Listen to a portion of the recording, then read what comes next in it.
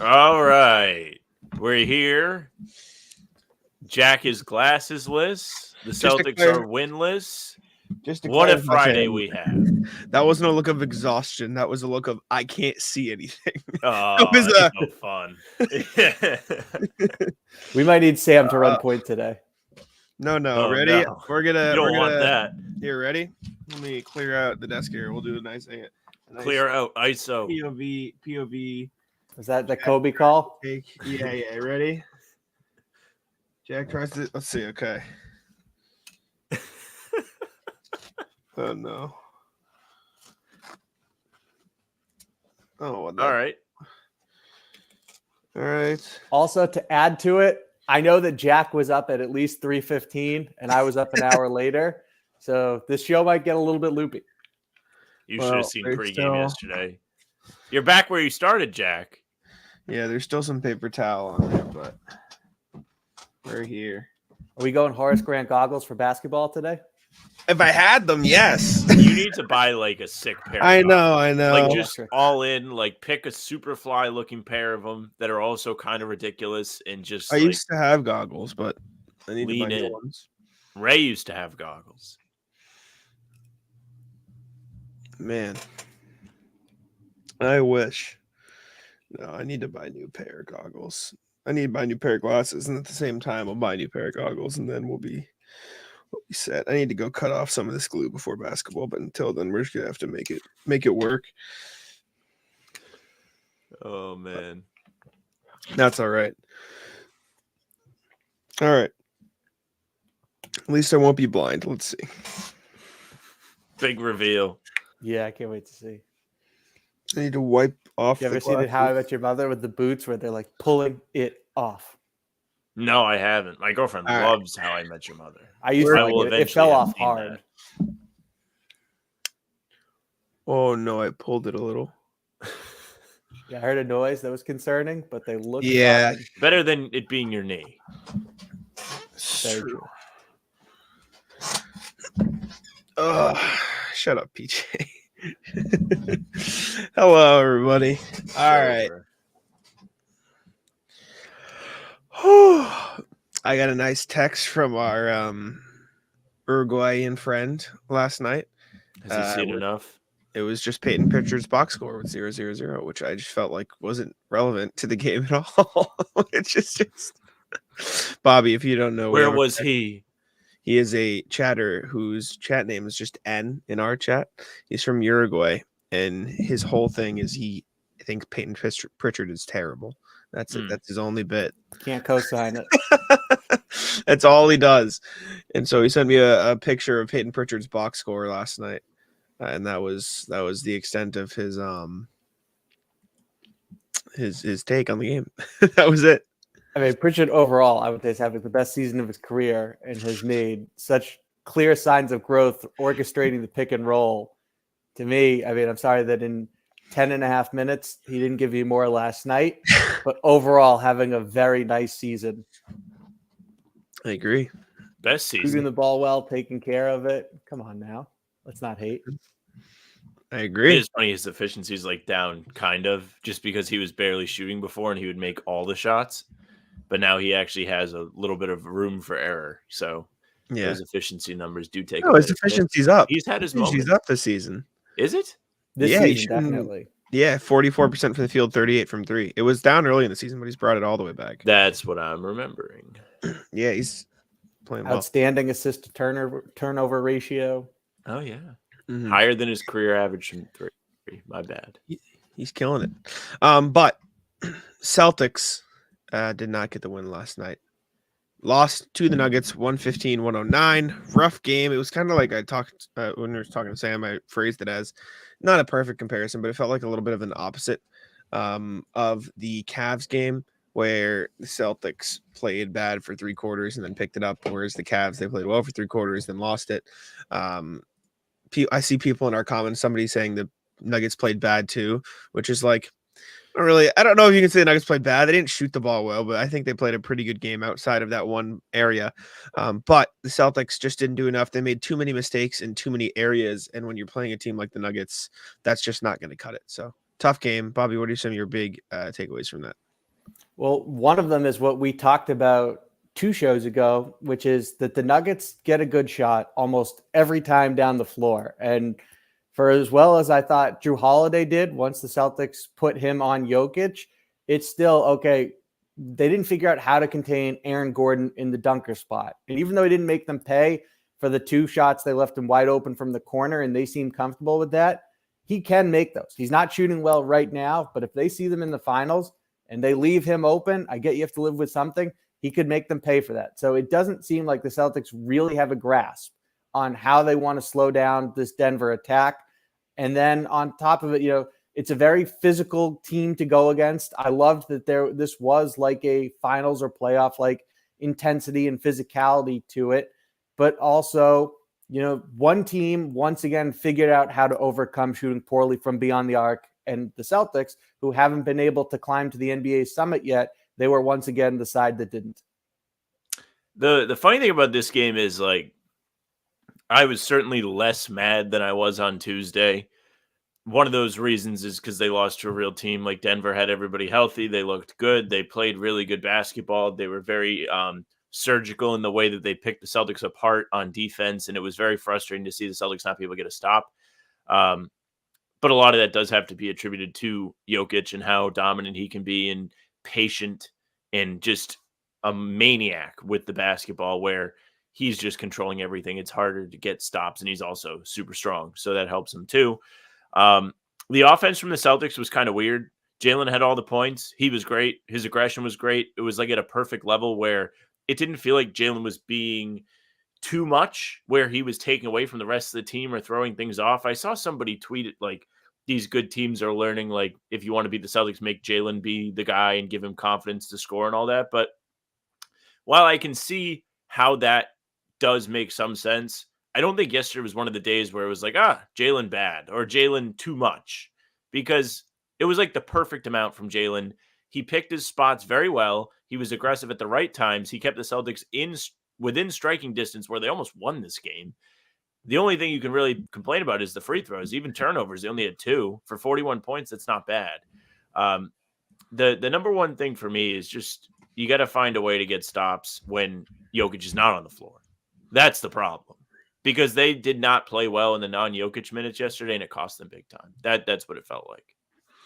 I agree. You can't take away from Jaylen in this game. Like, the free throws bad, yes, but 41 points. He was a big reason why they were in this game in the first place. But if you're looking for a game to show how important it is for Tatum to be the guy with the ball in his hands most of the time, this is unfortunately the game. Because for as great as Jaylen Brown's 41 points is, there's just such a huge difference between him being the primary option with the ball in his hands the entire time and Tatum with it. And the Nuggets did a great job of making sure that Tatum couldn't be effective in that role.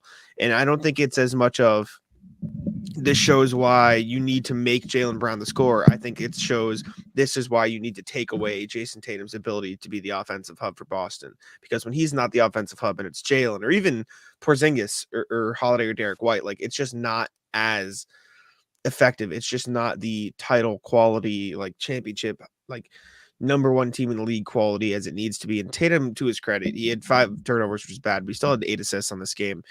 He knew it wasn't his game, so he deferred to his teammates, only took 13 shots.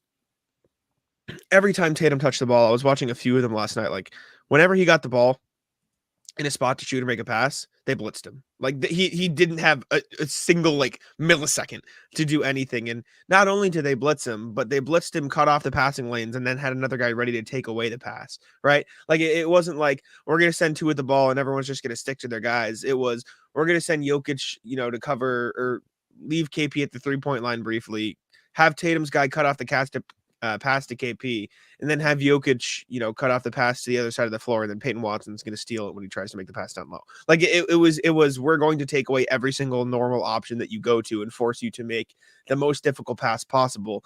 And when Tatum didn't realize that soon enough, it was a turnover, and he's just not used to seeing that much pressure the whole time. So credit the Nuggets for changing things up enough to take him out of his rhythm. But for as much of the deserved, what's the word? Not what's the opposite of praise? The deserved Criticism. criticism, thank you, that Tatum will get from this game, the Nuggets deserve just as much praise for the way they defended him.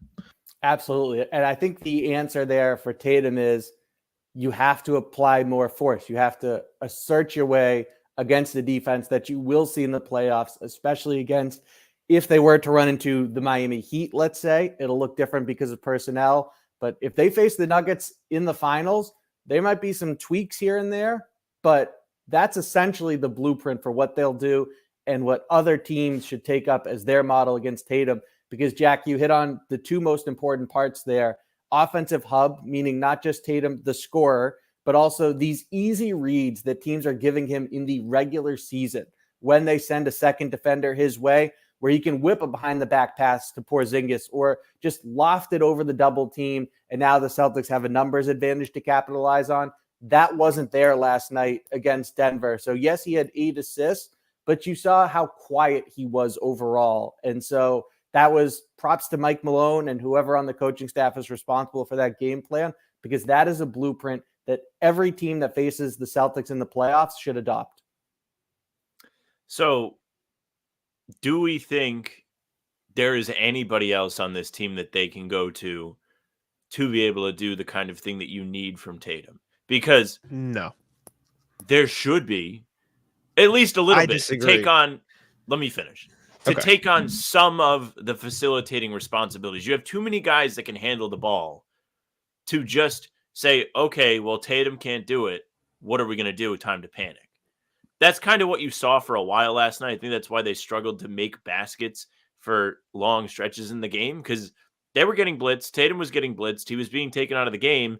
And to Jalen's credit, he did a great job of scoring and getting downhill and making things work for the Celtics in some degree. But you have guys like Drew Holiday, you have Derek White that should be able to set up their teammates. This isn't saying I think Derek White should draw 3 defenders, but it should be, okay, we can make this work. We have enough talent to make this work. And it's kind of strange that we didn't see it yesterday. Of course, they probably weren't expecting the defensive game plan that they got from Denver, but going forward, I'm curious to see how they are going to respond when teams do throw this kind of thing at them, because it was tough for them to score. And that's not been a story at all this season with the Celtics. I think they do have guys who can set up their teammates, but there's nobody who can even come close to doing it in the way and at the success level that Tatum does, because they're just not going to draw the same pressure. Even Brown, for as phenomenal as he was in that game, again, I don't want to diminish what he did. It was a lot of, I'm putting my head down and scoring the ball. There wasn't a lot of, let me get to a lane, draw multiple defenders, and see what play I can make. What's up, Pete? How we doing? And so I think that's the difference right there. Like it is a completely different mindset.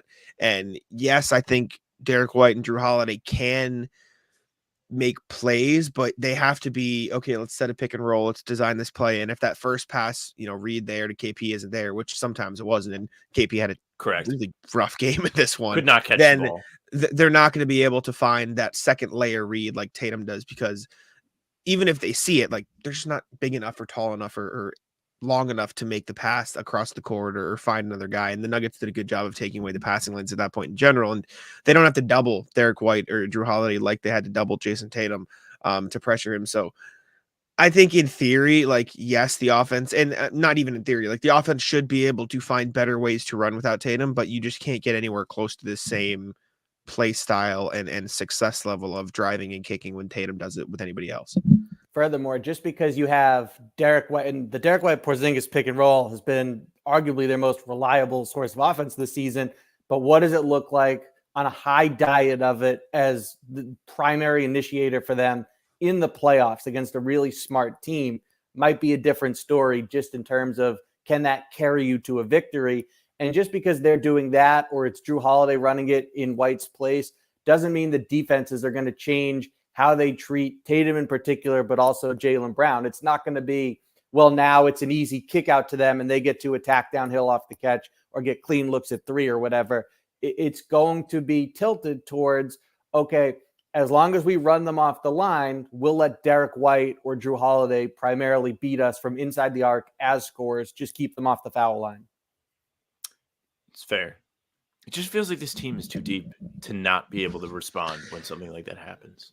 And for what it's worth, I think a lot of it's a very like duh observation. It also didn't help that KP just had like a really bad scoring night. Like he just couldn't make anything. And so when he's not making anything, their ability to create offense outside of Jayson Tatum goes from like, yeah, they probably should, to like, what the hell do you want from us? Like if Drew Holiday and Derek White are supposed to create offense and kick it, like if they're gonna leave anybody open on that night, it's gonna be Porzingis. And if he's not making it, like, sorry, like what? Like there's not much. Like you can't go to a sixth guy.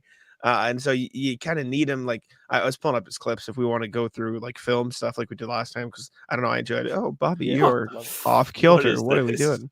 Hanging on by a thread. It's because when I edited our boxes the day we were using this layout, I didn't edit his, but I was like looking at KP, some of his shots, and a lot of these are Tatum or Drew or Jaylen Brown like finding KP open places, but like, you know what I'm saying? Like the Nuggets are just blitzing everything and they're running at everybody who gets open. And so ideally here you see Jayson Tatum in the spot Drew Holiday's in making this pass. And instead of making that one, you kick it to Al, or Al gets up here sooner. And like, maybe that's the better pass. But even so, like KP just gets like clawed at and he can't do anything in the paint. So right there. And again, like sometimes you can't help but get couch quarterback with the, oh, I wish they had done this. Yes, you can definitely get that pass through, and there's probably some Reggie Jackson disrespect involved, which is fair. But if they're just a little bit patient and Drew circles out and Porzingis now has a post up on Reggie Jackson, that's either 2 points for KP or an Al Horford clean look at a corner three. So I think just a little patience in moments like this are also difference makers. That's a good point. I felt like they got sped up quite a bit yesterday. There were a lot of possessions where they were just like 8 seconds in, time to shoot. Shout Felger and Mazjack, the clip that had you irate the other day. But I don't think that necessarily is the right context for it. But they did get rushed a lot yesterday, and they got sped up at bad times. Like there were times in this game that was like the unofficial clutch time I'll talk about from time to time, where they had a chance to cut the lead down or keep the game closer than it got to when they went up double digits. Denver did. And they just didn't execute right. Like Jokic is out of the game early in the second quarter. The bench gives the Celtics the business. Tatum finally comes back in. Jokic comes back in. I think they made a shot. So the Celtics had cut into the lead a bit. They get a stop. Then there's a couple of possessions that are back-to-back threes that were quick. One was ISO. The ball didn't touch anybody else's hands. The other one I think might have been a quick one to Porzingis, who was cold at that time. Like when you are in a key spot like that, you got to at least work the ball more. I have no problem with it being a three. This is an example. Porzingis had a really, really bad night, but he still got good looks out of pick and pop or drive, kick, swing. Like if they just worked Denver's defense a little bit, the looks got better. I mean, look at this play right here. Like KP gets tunnel vision. Do you have a butt naked, wide open 3-pointer at the top of the key? If he just realizes 15 seconds on the shot clock. Boop. Just literally like flick the ball over the back of your head. And this is an open Drew Holiday 3 instead of whatever the hell this ends up being. Like KP had a really, really, really bad night. And we're not even watching him get toasted by Jokic on defense, which was also bad. Which happens. What are you going to do? It does, but the issue then becomes when you send help. Well, here's one of the KP Derek White pick and rolls you're mentioning, and it ends up in good offense. But there's only so many times you can do this before the Nuggets are forced to adjust. And maybe that's what you want to do, but that it wasn't there every time either. Look at draws 2, and then I mean this was to open the second half. This was great. He nailed 2 threes in a row here, and that was okay. It was like they worked the defense. They made Denver actually like adjust, throw the double at Tatum slowly. And he found the open guy. That's fine. The 8-0 start to the second half was needed and encouraging. Enough to keep you up if you're not obligated to do a show after. Sam, I know the answer to this, but I'm asking what it is. Would you rather them get blown out than this? No. Not from an us standpoint, no. But like if I was like a regular, like I don't have to do a show at 1 a.m. if the game's over, I'd be like, okay, this is over. I can go to bed. Like I truly don't think the Celtics take the sleep of their fans into serious enough consideration when they go out west, because there's always some Mickey Mouse crap that goes on where it's overtime, the game's close, and then they melt, hate it, despise it. The Kings game going to overtime in Sacramento was or I might be sorry, I'm thinking of a different game, but maybe it was last year in Sacramento. Golden State. Yeah, that's what it was. Golden State. Yeah, Golden State overtime was It's like brutal for people who have to cover this stuff. There he goes. Yeah, they were just KP wasn't himself. Like he was just. I hated that one. Yeah, that one wasn't good. There was also one early third quarter, fresh off of the 8-0 run, and I get that he had just hit 2, but it was rushed and it was deep and it was a shot that was ill-advised. Yep, right there. Yeah, he didn't have it, man. It was tough. And then if we want to look at, some of the Nuggets' effectiveness on Tatum, I was watching a couple of these clips last night when I was writing, and they just sent so much pressure at him. Like, look at, they just 2 people on him. Peyton Watson. This is the one I'm talking about. Like, where is he supposed to go from here? Like he can't get it back to Horford. Drew Holiday is like not this is anywhere. Also the tough part of having Tillman enough. Out there, because you're fine with him taking threes in the corners. The defense is too, but he's not going to hang above the arc. Mm-hmm.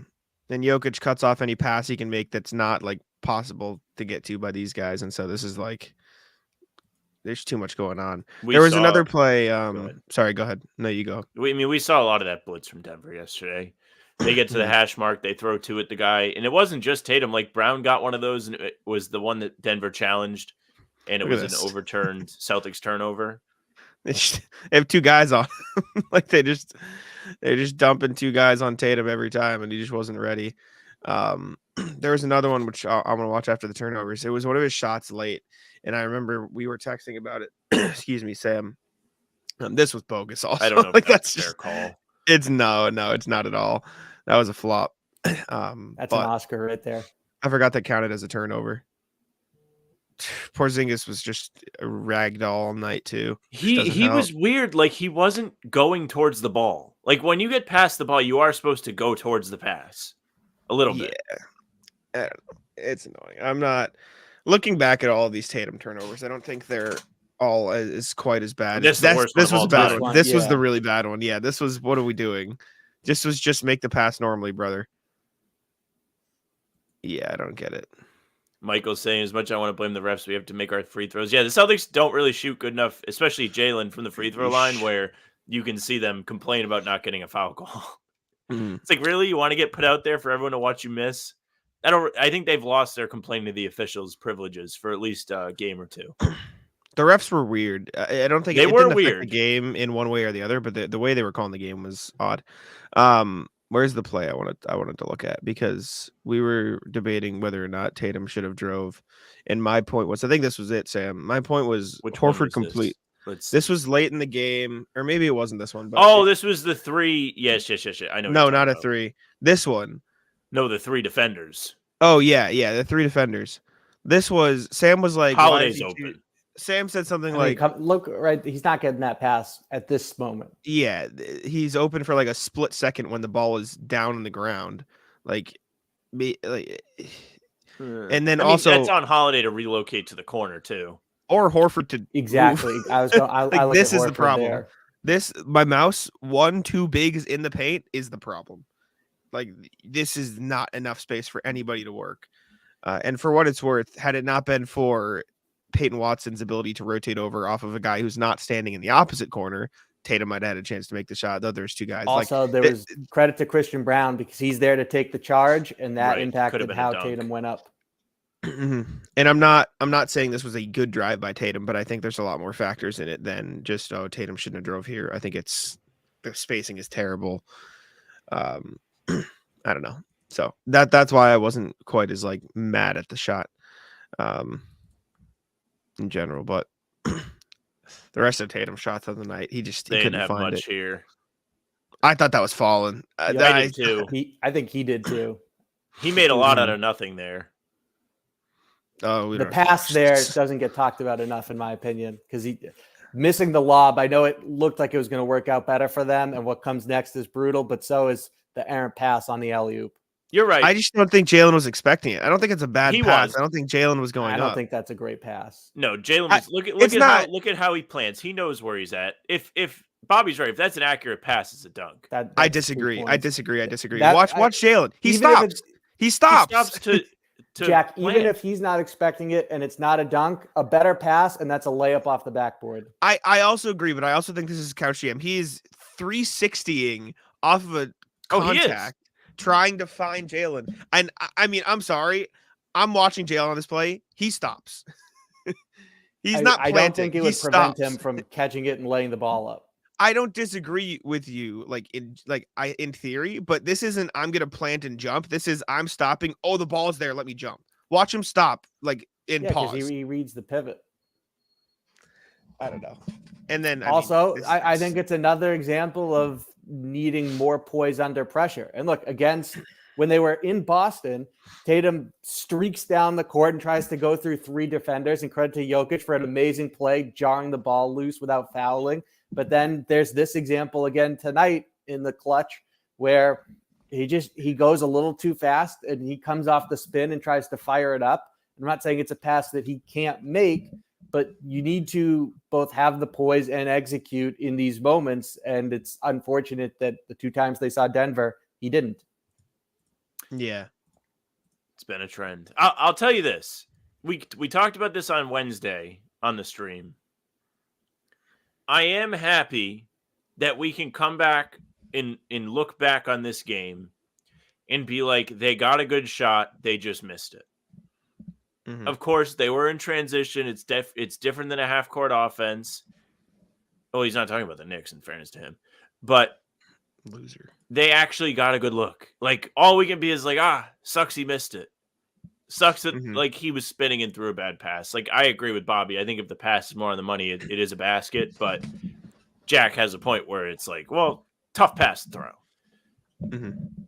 Well, and so we know this, that Joe is going to be talking to them about, yes, there's stuff they need to clean up and do better, but he's going to look at all the losses on the margins, the missed free throws, the struggles from beyond the arc, what happened on that sequence we just showed with Tatum.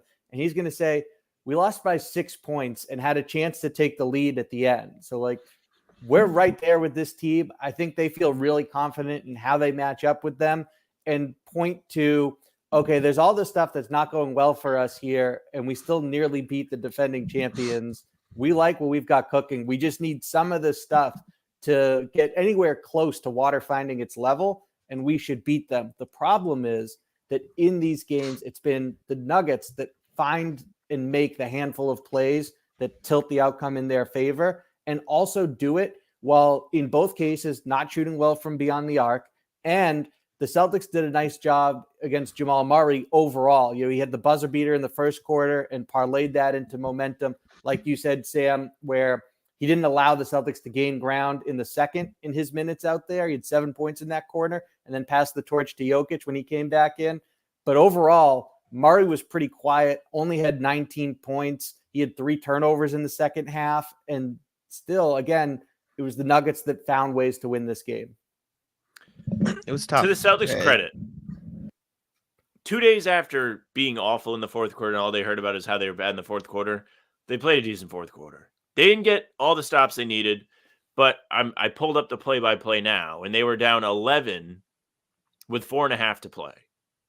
The fact that they got it to within 1 against a team like Denver, Jack, we kind of texted about this, pretty impressive. They outplayed the Nuggets for 3.5 minutes. They just didn't finish it, which leads us all back to the they can't play in the last minute narrative, which has become somewhat true. But it is a positive, to your point, Bobby, talking about Joe going back, looking at what went right, what went wrong, that they managed to make up a ton of ground on a Jokic-led Nuggets team that is surgical with the basketball. So good on them. It also showed to Drew Holiday. Yeah. Made a couple crazy shots. They just made too many mistakes in too many areas, like from the free throws, missing those, to just weird miscommunications on defense. They were completely scrambled by the Nuggets off-ball movement, to not boxing out Aaron Gordon from the corner in the last few minutes when he was able to keep them in the game, to missing a lot of their threes. Like there was just too many small mistakes for them to make it up. And I dislike the general idea of, well, they only lost by 6, so like they should be able to win that game, because like you didn't win the game, and that's the whole point. And they really weren't in it for a lot of the game. Yeah, Denver controlled this game for most of the night. Yeah, in theory, there is ways to get better, and I didn't leave this game saying, "Wow, there's no way they can beat the Nuggets." Thanks, RCK. I appreciate you. It's a fact. Oh, I thought I can't see. You want to know the glasses nerf I'm at? You said you read Jack is him. Yeah, I can't see. Jack I can't see the words. I'm really trying. I had to re-super glue because they were loose again. Also, the fumes of the super glue are not fun. Like it makes me tear up. But Jack's just emotional over the loss. Tough day. Like he takes it personally. Sleep deprived. Had to watch them lose back-to-back games. I get it. Behind the frame there, he's cutting onions. Also, Andrew, for what it's worth, 3-7 in your last 10, brother. Sorry. Hate to be the bearer of bad news. Been in the comments for weeks. Yeah, I know. Andrew hasn't spoken in our chat. Andrew's a Knicks fan, Bobby. He hasn't spoken in our chat for weeks. I only know him because he popped up after the Cavaliers loss. Shocker. Shout out, Andrew. How we doing? Bum. I'd love Andrew, but bum. Andrew, I think Jack has you on the rat list. What else from this game you noticed, Bobby? What else would you like to break down? Any clips, anything like that you think is particularly interesting? I'll try to rack my half sleep brain here, as that sentence doesn't even make sense. But I hate to do another negative play. It just happened to come to mind during that last bit of conversation. Aren't many positive ones. Yeah, is that Tatum also, and you could argue that it's more egregious than a missed shot, even though an open corner 3 for the win is one you'd like to see your best player make. But he did have the Aaron Gordon dunk at the end is on him because Drew Holiday rotates as soon as Jokic spins into the paint, and he's not the one who cracks over to tag him, and all of a sudden it's an easy dunk for Gordon. Both of the Aaron Gordon dunks are on Tatum. Both of them. The super cool putback and the crazy Jokic, which as obscene of a pass as it was, like Tatum still needed to box him out. They're so in sync with that where you don't even know if Jokic is about to shoot it or lob it. These two plays, Tatum just loses Gordon on the box out. And this is why the Nuggets offense is so good. And I mean, it doesn't help that KP just got dusted by one step. It's the same thing both times with Tatum where he's ball watching. Also, for what it's worth, why is KP defending like this? Like, why step up? Why, where are you going? Yeah, I don't know. Where are you going? Maybe he's trying to absorb the contact. Like Jokic kind of fakes a back down step and then ends up doing a drop step. Now, Jack, what would your response be if you got to ask that to Porzingis in an honest conversation and he said it's by design because they know Jalen's on Gordon in the dunker spot and that he can come from the other side, even though you are giving up the path towards the baseline? Yeah, my response is, well, then that just puts you guys in rotation. So what's the point of doing that if you can just stay in front of him and prevent him from getting to the post for longer? He can't. And then, well, I know, but I'd rather just Jokic have to go through Porzingis than draw two and make an open pass or get another guy free. And for what it's worth, this is Tatum's fault for not boxing out Gordon. However, I guess it works in theory if he boxes out Gordon, which he doesn't. But I'd rather just play him open, like Bobby said, just play him straight up. Send the help late if you need to. Because I think if Porzingis played, you're forcing him to shoot in this case. Maybe that's the Celtics plan. Because if you play him honest, then he'll have more time if Jaylen Brown does come to help to make one of these passes. But yeah, that's Tatum's fault. You got to box him out. This is a crazy dunk, though. It is. It was an awesome play by Gordon. I'm also curious to see. Joe is really creative defensively with what he comes up with and what the Celtics personnel allows him and Charles Lee to concoct. I'm curious to see if they play in the finals, what it looks like defensively from the Celtics schematically. because it's been a little bit vanilla, and in cases like this, questionable as to what they've done. I think that's more on the player choice from Porzingis there than strategy. But again, I think the Celtics have a lot in the chamber that they haven't thrown out in these regular season matchups. Classic celebration from DeAndre. I enjoyed the DeAndre Jordan. He's very good at this. The DeAndre Jordan bench arc is so sick. I love that. Just thinking about the beating that Porzingis took, we all win. He's healthy. It's true. He left this game without like a broken rib. Mm-hmm. I would say this one's more egregious from Tatum because the idea is there. He just fails. Like he sees it. He just goes too late. he boxes out a ghost. Again. I know. These are two really bad defensive plays from Tatum. Like good help, and then he can't stop him. He was just late, like just late enough. He did kind of catch it, but just late enough. You're right. Also, it doesn't matter. Far too much flailing from Porzingis in this game. Far too much. Oh, guys, he's hitting. Like, brother, please stay on your feet. Like, if nothing else, for your own safety, please stay on your feet. Yeah, he wasn't built to fall. Michael says, "Do you guys think the Celtics have what it takes to beat Denver in a playoff series?" Yeah. I think they can. It's probably not easy. Obviously, they're the champs for a reason, but I don't think it's impossible for them to win a series against Denver. Like I said, I didn't leave this game saying there's no way they beat them. Yeah, I think what you see is that it's really close between these two. That Denver, between having the best player who gets them a good shot nearly every time down the floor, and just the championship experience and what it translates to as far as being the team that makes the handful of plays that make the difference, the advantage goes to them if these two, in fact, meet in June. But the Celtics are right there, and a lot hasn't gone right for Boston, and yet they've had great chances to win these games. Yeah, the Celtics did not do themselves any favors yesterday in the maybe I don't fully believe in them part of my brain. But at the same time, they're still a great team. They still have played really good basketball all year. Sucks that they lost. But anybody on Twitter that's like 7 games of this, please, maybe not. Don't say that. I hate those tweets so much. Like, I'd like to see a Celtics championship, but I don't really want to sweat about it, especially not right now. Don't need to think about 7 games after watching what I saw yesterday. Overall, just got to be better on both ends of the floor. It sucks that a lot of Denver's baskets came on the second chance or plays that they could have prevented, like the second alley-oop there. I don't know. It's like a bittersweet game because there are like some positives you can like kind of cope with, but they just were not good enough at the end of the day. Like Tatum missing an open shot, probably not good for the morale amongst the fan base. You got people in the comments trashing them all day. I don't always love that. There is another thing here. Go ahead, Jack. Sorry, I just want to respond to this. Time for us, we can't beat them. They're better than us. Timo, it was a 6-point game, and the Celtics played bad. Last time, it was a 1-point game in the end, and the Celtics just missed their shots at the end of the game. They didn't score for the last 5 minutes. I think, yes, this is very clearly the best matchup in the NBA for the Celtics. They're the best team in the league for a reason. They have the best player in the world. But saying there's no way they beat this team when they were literally a Jayson Tatum open corner 3 away from leading with under a minute left, I feel like isn't fair either. So they're 2 Tatum shots away from sweeping the Nuggets this year. It's true. Well, maybe not. They still lose if that goes in, technically. In theory, but I know what you mean. The other thing is the difference in contributions from the second unit. We started the show talking about Peyton Pritchard. Didn't see that coming. 28-10 is just way too big of a gap to have to overcome.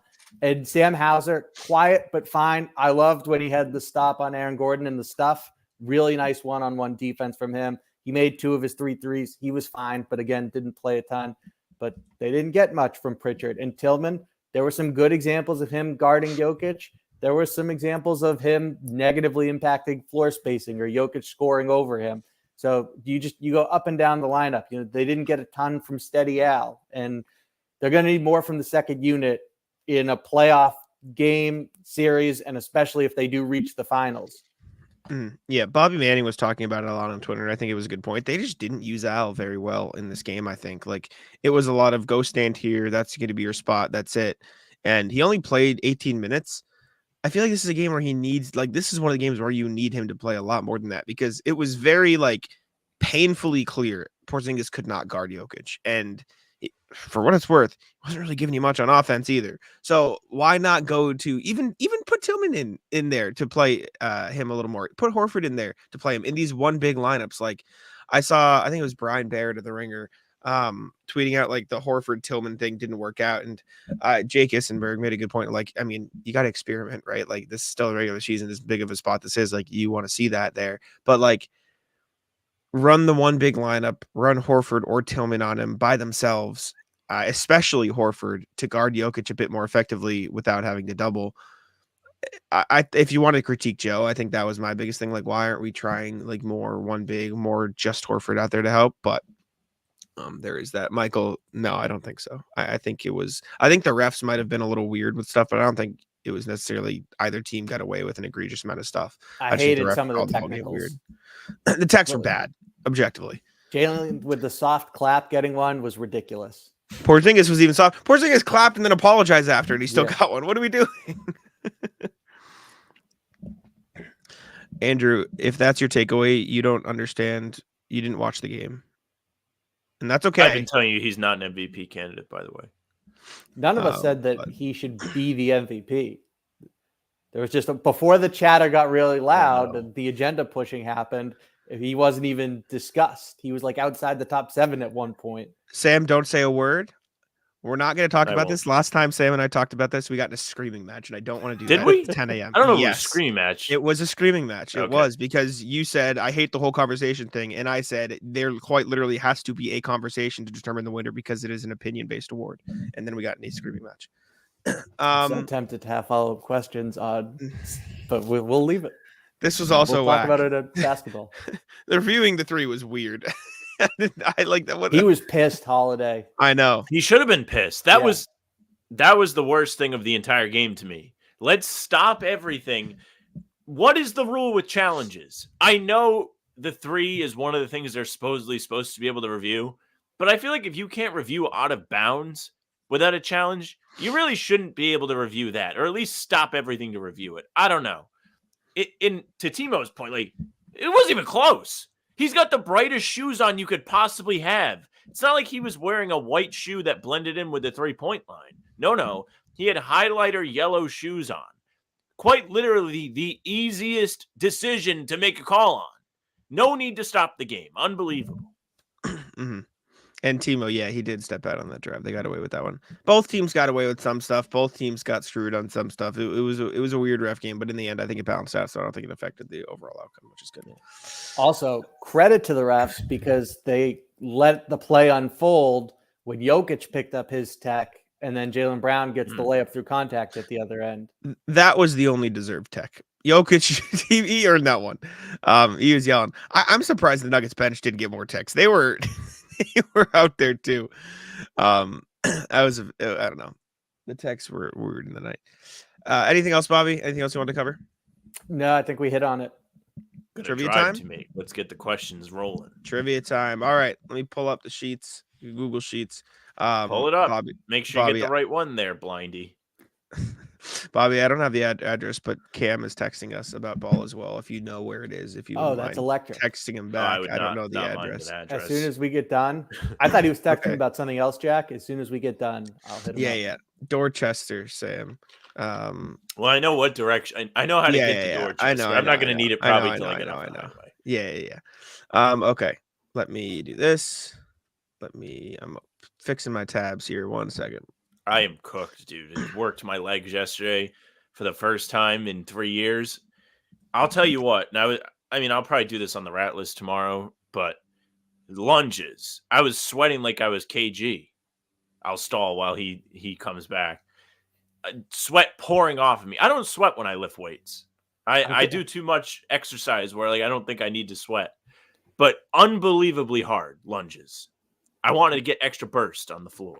You also said this is new, which is probably part of the sweat. It is new. It is new.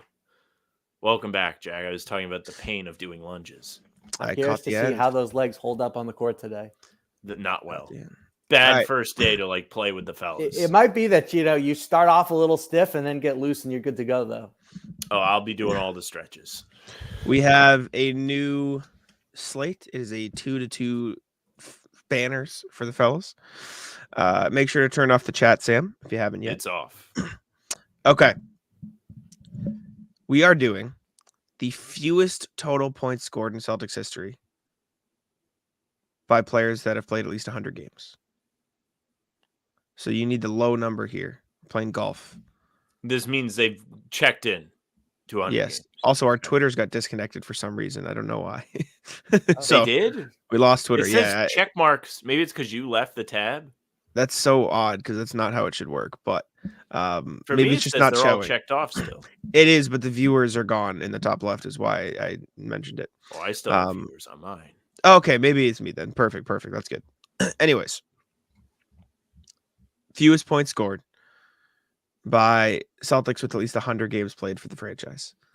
Sam won it last time, so he will be kicking us off here. Michael, I don't know if that's correct. I would have to check, but he's not on the list that I see in front of me. Sam, and as per usual, just going to clarify with you two before we start. We are doing, if you get it wrong, 0, correct? All right. Actually, no, we can't do 0 because we're fighting for fewest. So I might have to give you guys like 1,000. or So I might have what to. we want the number to be. Yeah, I have to find.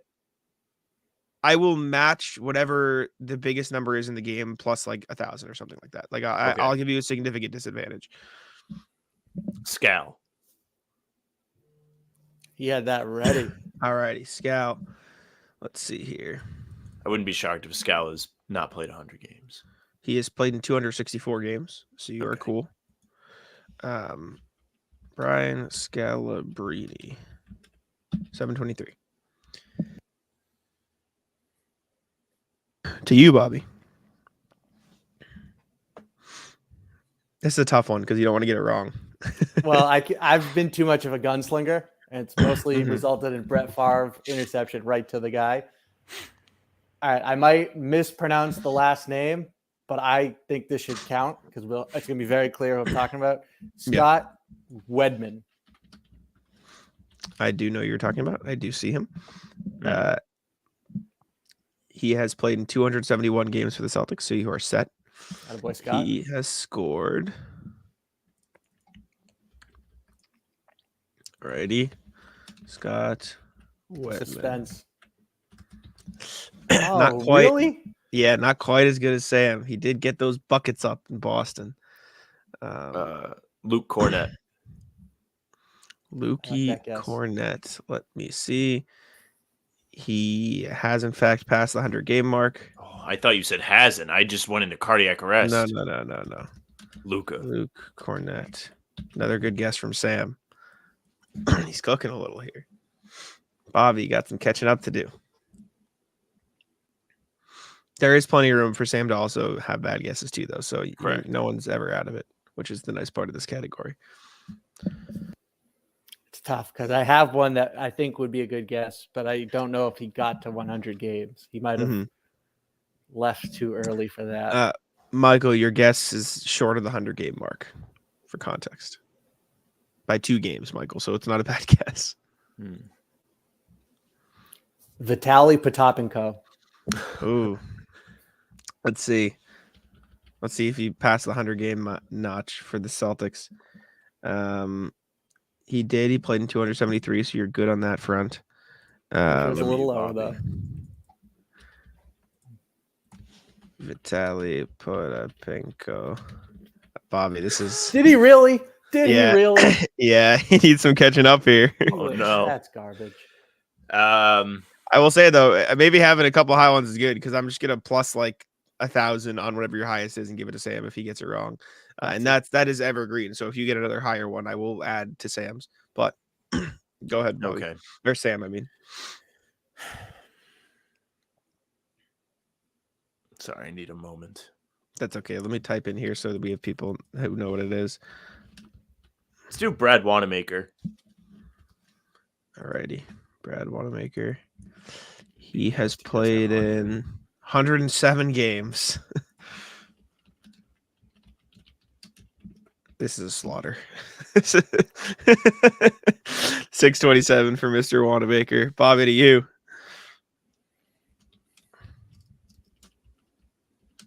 Maybe I will start getting reckless.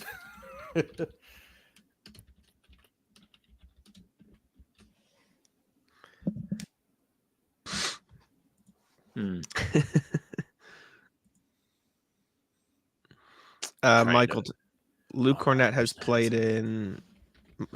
Michael's asking how many games Luke Cornett has played in for the Celtics. 143. So he's clear. He came into the year with 99 games played, though, so he needed this season. Ed Pinckney. Ooh, let's see.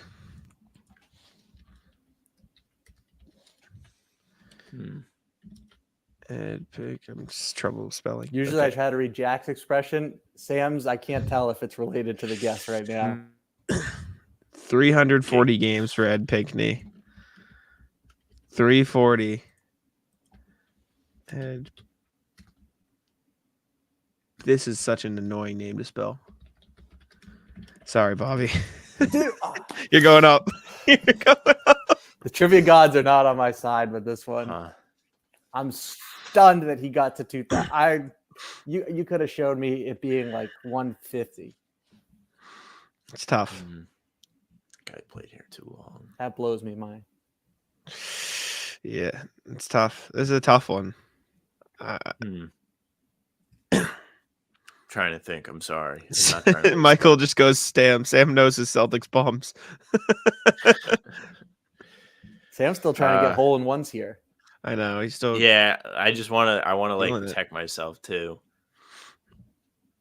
I'm gonna guess. How many years was he here? I don't know if he was here long enough. Sorry, Sam. All of your answers are less than Bobby's last answer. You can guess. I'm going to guess Amir Johnson. Amir Johnson. You're the 2-season guy. 159 games, yes. You clear. He did get just over 1,000. So not a bad guess. Terrible guess. Bobby'd kill for that guess. Oh, I see the viewers on Twitter back. I think it just like glitched. We're back.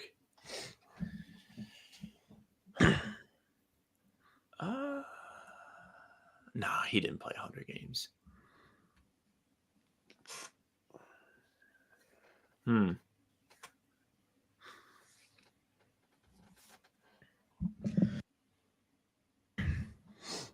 This would be a miraculous comeback.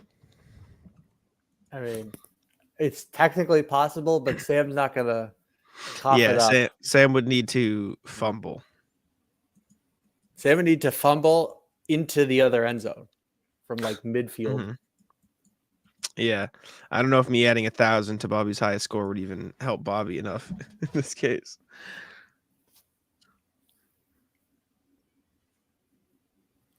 Bobby has Travis Knight. Oh, let's take a look. Who shot threes. So this is going to be in the thousands. 5,600.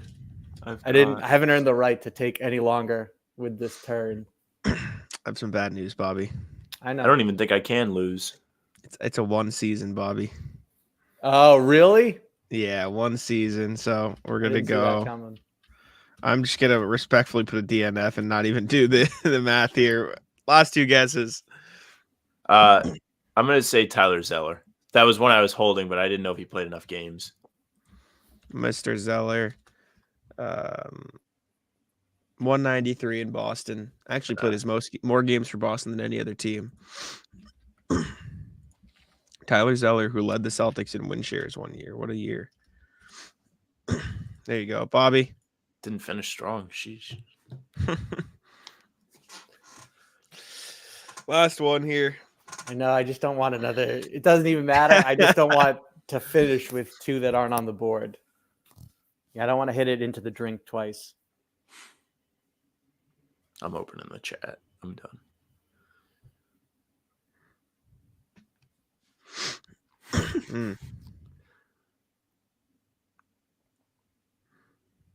Oh, Michaels didn't get enough. 98. Oh, that's a Yep. good guess, Michael.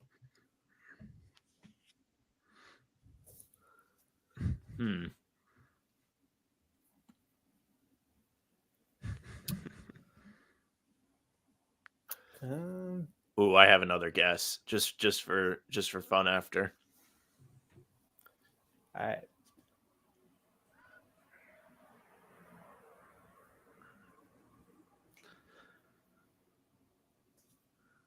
Matthew's very adamant about his name having one T in it. I like that. Bobby, what we got? A bunch of names that are probably going to get me on the DNF train. Mm-hmm.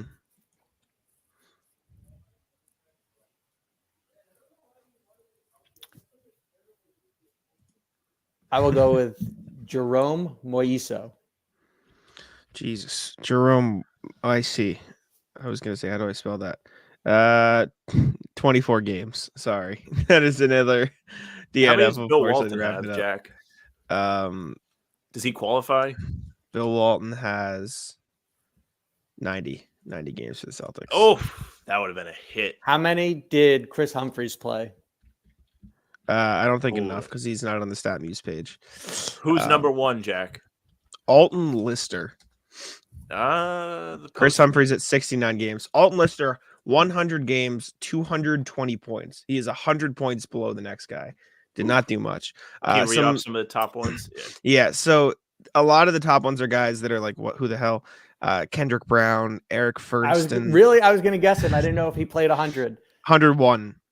Kedrick Brown, the guy that took out of community college the same year as Joe Johnson. I was thinking about him, Joe Forte, who's from the same draft class, and Forte's Andrew not DeClercq. on there.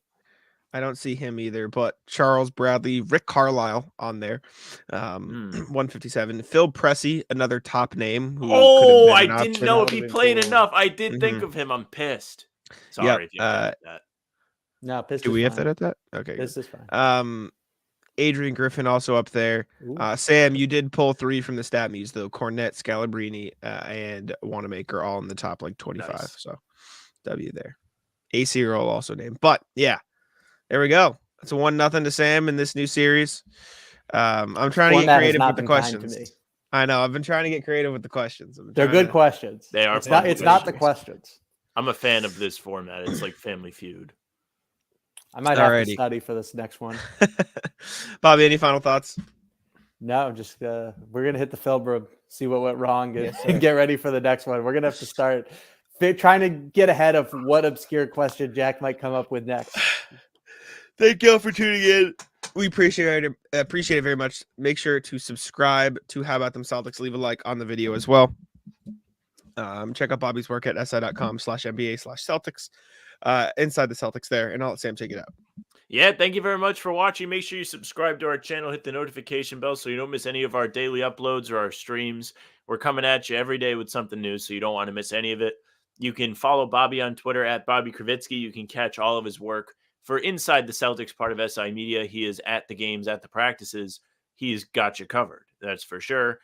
Unless you're doing bums trivia, maybe not. But not your guy. Aside from that, Spotify, Apple, you can follow us there. Get the pods and game recaps right to your inbox. The game recap from today will be there. It's on YouTube. Go check it out. Email ahbtcpod@gmail.com. We will be recording tomorrow, so we'll be reading your emails then. I'm sure everybody's got something to say about the Nuggets game, so let us know. You can find us on Twitter at How About Them C's. Twitter, Instagram, TikTok, Facebook is just the name of the podcast. You can find our streams there and on YouTube and also on Twitter. Jack's Twitter is at Jackson1NBA. Mine's at Sam LaFrance NBA. That's it for us. Bye.